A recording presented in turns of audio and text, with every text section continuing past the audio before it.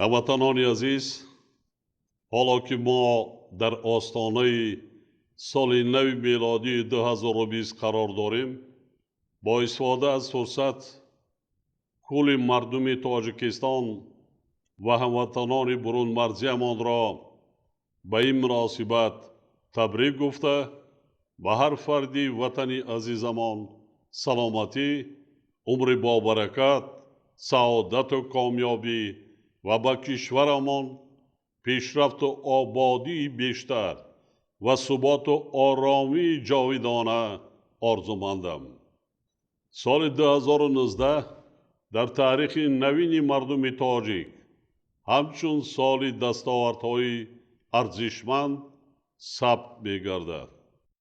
در این سال با عزم و تلاش ساکنان مملکت، اقدام و تشبس‌های سازنده وسعت بی‌سابقه کسب کرده، مردم سربلند ما به خاطر باز هم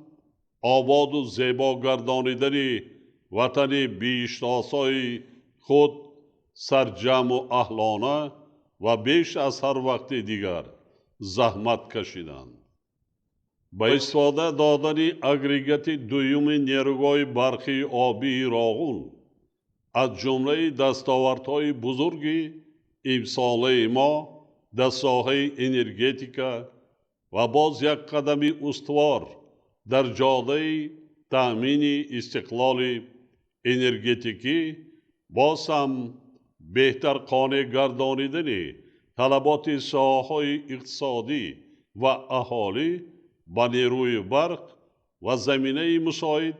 برای عملی گردیدن هدف چهارم ملی صنعتی کنانی با سرعت مملکت می باشد. امسال ساحه‌های استحصالی نیز رشد کرده، ده‌ها کارخانه‌های خردمیانه بنیاد و به استفاده سپاریده شدند. در این کار خیر سهمی صاحبکاران وطنی،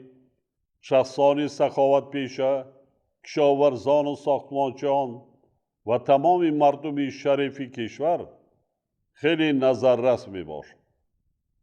آنها با عزم و اراده وطن دوستانه و به خاطر تطبیق سیاست دولت و حکومت جهت مهیا ساختن جایهای کاری، وسعت کارهای آبادانی و در این اساس بهتر کردن سطح نیک و احوالی ساکنان مملکت حصه ارزنده گذاشته ایستادند که به هر یکی آنها اظهار سپاس بنمایم. در ساحه اجتماعی نیز کارهای زیاد به انجام رسیده، صدها مؤسسه‌های نوی تعلیمی و تندرستی به استفاده داده شدند و با همین راه مشکلات این ساحه مهم تدریجاً برطرف گردیده ایستادند. سال سپری شده ایستاده 25 سالگی قبول کنستیتوسیای جمهوری تاجیکستان تجدید گردید. محض این سند سرنوشت‌ساز با ما امکان داد که در وضعیت خیلی حساس جمعیتی و سیاسی سالهای 90 عصر گذشته برای حفظ استقلال دولتی تحکرسی مستحکم حقوقی گذاشته مردم را جهت رسیدن به وحدت ملی و خاتمه دادن به جنگ شهروندی سرجم و متحد سازیم. تجلیل جشن 4 عصره کنستیتوسیا بار دیگر دلیل استواری دولت و عزم و اراده مردم تاجیکستان را در راه بنیاد دولت دموکراتی و حقوق بنیاد و دنیوی، تحکیم استقلال دولتی و پیشرفت به سوی هدفهای بزرگ استراتژی ثابت نمود. سال 2019 با استقبال 30 سالگی استقلال دولتی در تمام شهر و ناحیه‌های کشور از جمله در منطقه‌های دوردست صدها انشاءات صنعتی و اجتماعی و خدمت رسانی مورد استفاده قرار داده شدند که به شرافت آنها سیمای دهات مملکت با سرعت دگرگون گردیده ایستاده است. ما اینچنین سال جاری دهمین سالگرد قانون درباره زبان دولتی جمهوری تاجیکستان را تجدید کردیم. واقعاً زبان ناب و شیوا و شیرین و شاعرانه تاجیکی محض در زمان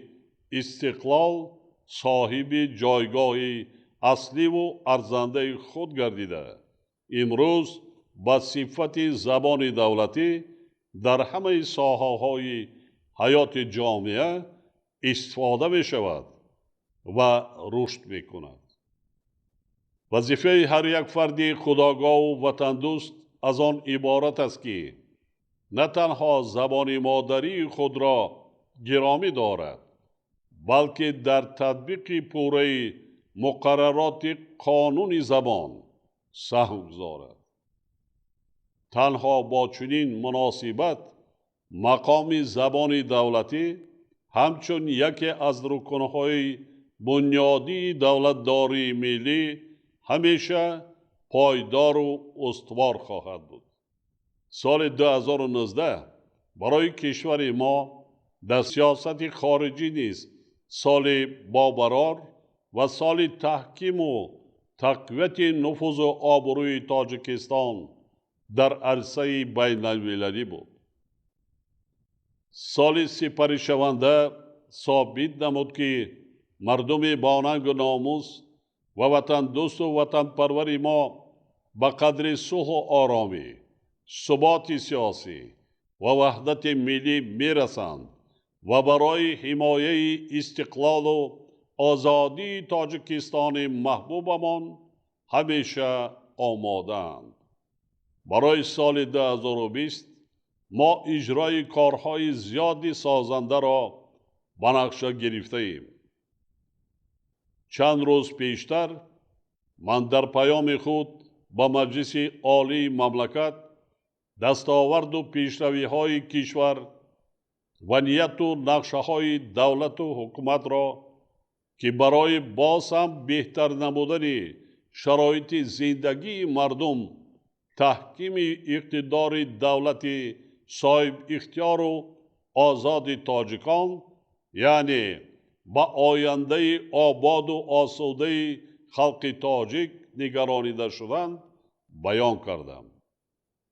با اعتماد کامل اظهار می نمایم که خرد و بزرگ کشور در عملی نمودن آنها سهم خویش را می گذارند و تمام سعی و تلاش خود را برای استقبال شایسته جشن بزرگ و مقدس ملی امان 30 سالگی استقلال دولتی سفربر می سازند. سال 2020 در کشورمان معرکه های مهم سیاسی،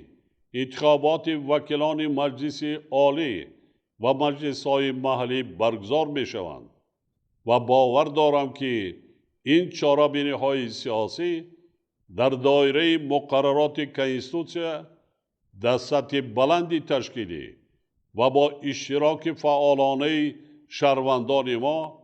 دایر می گردند و به تحکیم باز هم بیشتری پایه های دولت ملی تاجیکان و تقویت نفوذ و آبروی آن در عرصه بین المللی مساعدت می نمایند. با ابراز این نیت های نیک بار دیگر همه ساکنان تاجیکستان و هموطنان برون مرزیمان را به مناسبت فرارسی سال نو میلادی تبریک گفته با آنها در جاده عملی نمودن نقشه های سازنده دولت صاحب استقلالمان و آباد و زیبا گردانیدن وطن محبوبمان صحتمندی، اقبال بلند و برار و کامیابی آرزو می نمایم. سال نو میلادی 2020 مبارک باشد هموطنان عزیز.